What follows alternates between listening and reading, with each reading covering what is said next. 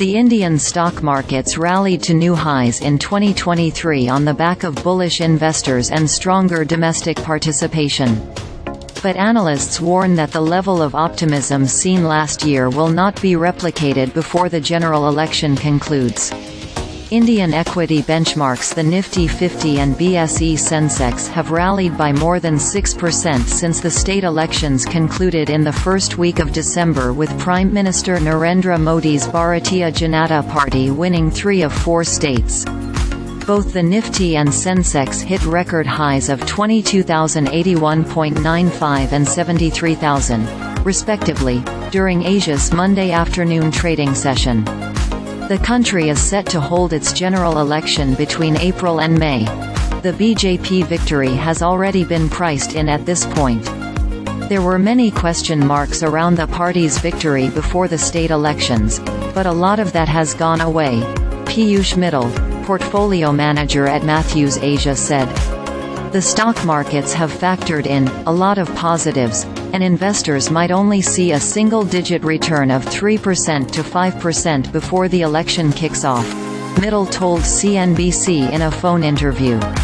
In the past 5 general elections, Indian markets have climbed an average 18% 6 months prior, 8% 3 months before, 2% in the months after the results, and 10% half a year later, said Shantanu Bhargava, managing director and head of listed investments at Waterfield Advisors. If you were to compare it with the historical average, a lot of returns have already been discounted. And the victory of the current government is already discounted in the market, he said, adding that the markets have been priced to perfection. So when could investors see another big rally in the Indian markets? Analysts believe that will only happen when the Reserve Bank of India cuts interest rates, which is likely in the second half of the year. If the RBI believes that inflation is going to go down durably, then we might see some action in the second half of this calendar year. But it is also completely dependent on the trajectory of consumer price inflation in India, Waterfield Advisors Bhargava said. Inflation in the South Asian country stood at 5.5% in November, and Reuters poll foresees it coming at 5.7% in December, still higher than the central bank's 4% target.